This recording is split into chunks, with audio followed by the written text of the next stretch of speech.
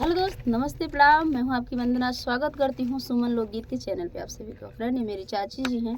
आप लोग इनके चैनल को ज़्यादा से ज़्यादा सपोर्ट करिए, ढेर सारा प्यारा आशीर्वाद दीजिए। एक प्यारा सा हम लोग देसी शुद्ध देसी घी शुद्ध देसी घी लेके आए हैं। पचर शुद्ध देसी पचरा देवी जी का गीत लेके आए हैं। फ्रेंड, आप लोग ढेर सारा प्यारा आशीर्वाद दीजिएगा और सपोर्ट करिएगा। चाची के चैनल को मोनेटाइज हो गया है बट डॉलर नहीं बन रहा है। आप सब अपना आशीर्वाद प्यार जरूर दें और सपोर्ट करें। सरयू के तीरवा मैया धोबिया के घटवा हो कि धोबिया धोवैना दिन रातिया कपड़वा हो कि धोबिया धोवैना दिन रातिया कपड़वा हो कि धोबिया धोवैना राथवा चढ़ल आवै माई देव काली हो सुना हो धोबियाना धोवौ हमारी चुनरिया हो सुना हो धोबियाना धोवौ हमारी चुनरिया हो सुना हो धोबियाना धोवै धोबिया जे माँ धोवै धोबिया जे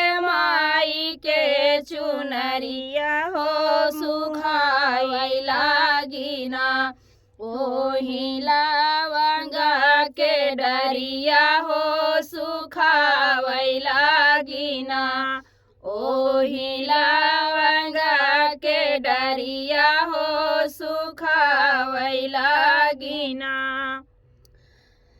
ओही लवंगा के डरिया हो सुखावै लागिना सुखली चुनरिया लैके माई के मनावै हो कि बहिरा मैयाना अपनी लौसुमी चुनरिया हो कि पहिरा मैयाना अपनी कुसुमी चुनरिया हो कि पहिरा मैयाना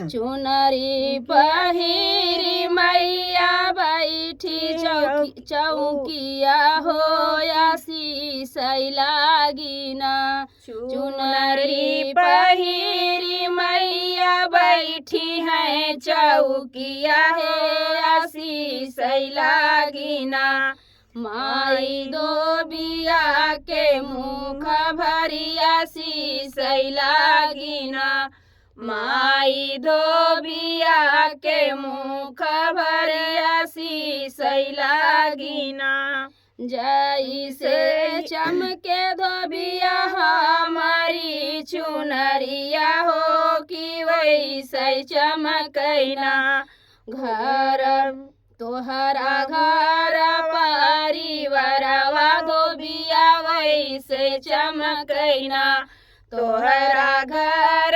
परिवारवा धोबिया वैसे चमकैना केतना तू धोया धोबिया घर घर कपड़वा हो कि नाही भूलबना हो कि नाही भूलबना तू कपड़ा के गिनती हो कि नाही भूलबना तू कपड़ा के गिनती धोबिया नाही भूलबना।